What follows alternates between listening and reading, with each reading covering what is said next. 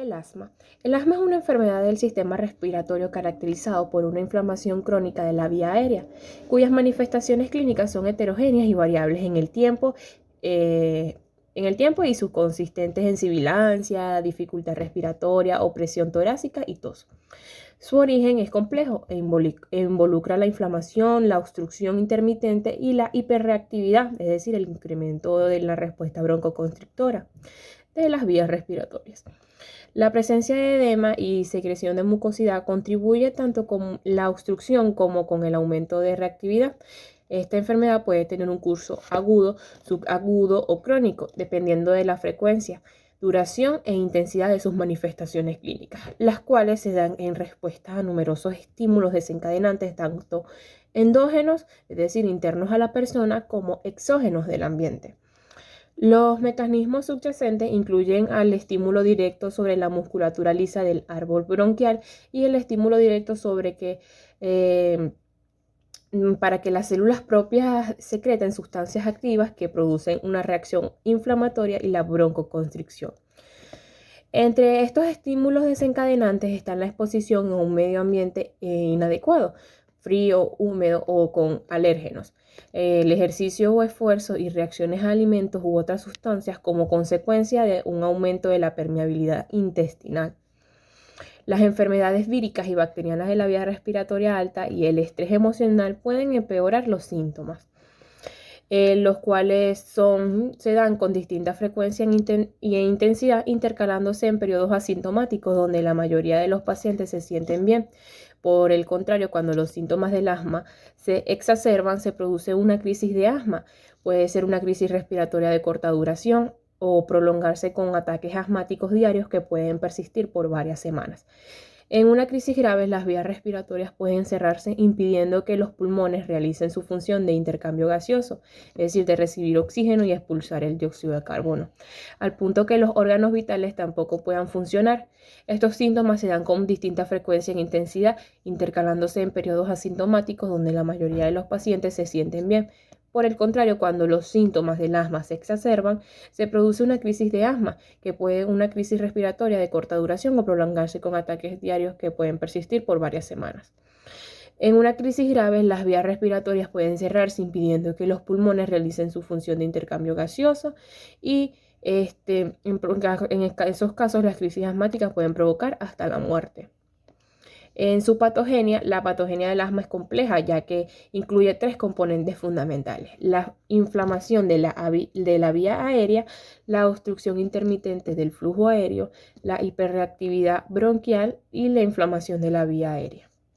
Aunque se conoce que el asma es una condición causada por una inflamación aguda, subaguda o crónica de las vías aéreas, la presencia de edema o secreciones contribuye tanto con la obstrucción como la hiperreactividad.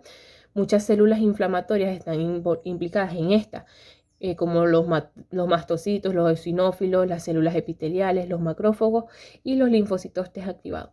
La activación de estas células y la subsecuente producción de mediadores inflamatorios puede que sean de mayor relevancia que la sola presencia de estas células en la vía aérea.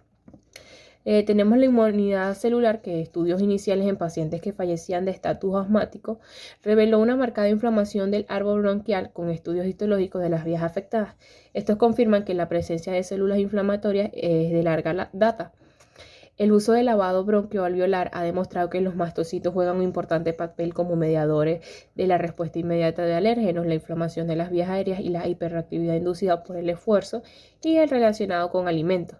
Otras células responsables de la inflamación crónica que provocan la hiperreactividad bronquial son los macrófagos, los eosinófilos y los linfocitos T. Todos ellos aparecen activados en el asma, incluso en pacientes asintomáticos.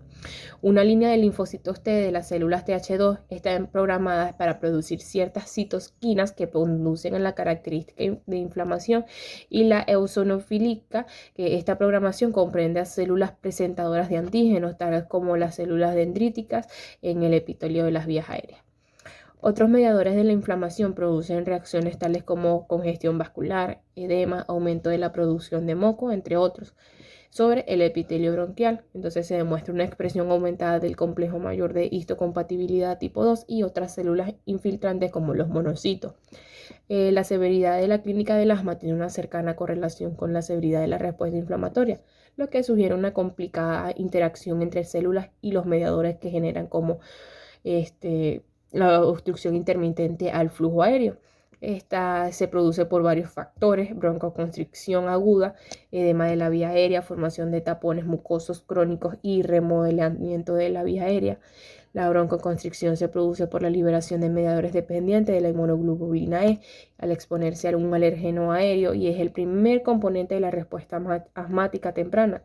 El edema se produce entre 6 a 24 horas después del contacto con el alérgeno y su aparición se corresponde con la respuesta asmática tardía. La formación de tapones mucosos ocurre por la acumulación de exudados ricos en proteínas y residuos celulares y toma semanas en desarrollarse. La remodelación de la vía aérea se asocia con cambios estructurales del árbol bronquial debido a la inflamación mantenida en el tiempo y afecta en forma muy importante la reversibilidad de la obstrucción.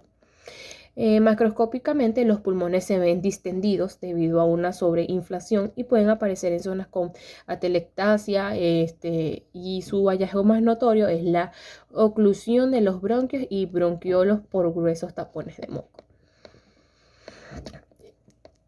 Tenemos la enfermedad pulmonar obstructiva crónica. Este es un trastorno pulmonar que se caracteriza por la existencia de una obstrucción de las vías respiratorias que generalmente es progresiva e irreversible.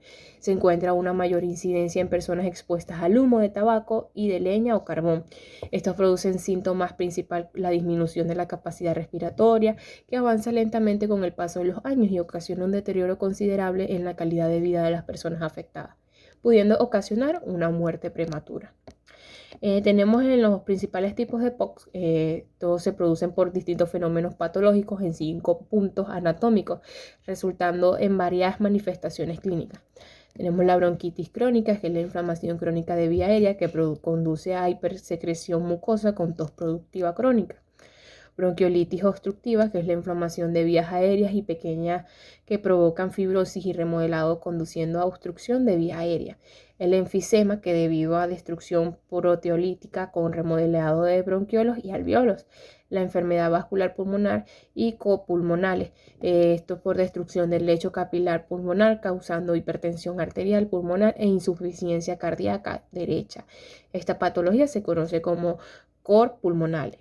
La enfermedad sistémica, en caso de EPOC avanzada, hay inflamación extrapulmonar con caquexia y pérdida de masa magra con debilidad muscular. En su patogenia, la respuesta inflamatoria exagerada a la inhalación de partículas o gases, fundamentalmente al humo de tabaco, más allá de una respuesta inflamatoria normal de protección. Es un evento característico de la EPOC que provoca lesiones pulmonares o en fumadores susceptibles. La lesión de la célula epitelial bronquial y la activación de los macrófagos causa la liberación de los factores quimiotácticos que reclutan a los neutrófilos de la circulación. Los macrófagos y los neutrófilos liberan entonces una proteasa que afectarán a la metaloproteinasas de la matriz y la lactasa de los neutrófilos, provocando alteraciones en el tejido conjuntivo. Una vez secuestrados los neutrófilos se adhieren a la célula endotelial y migran al tracto respiratorio bajo el control de factores quimiotácticos como los leucotrienos.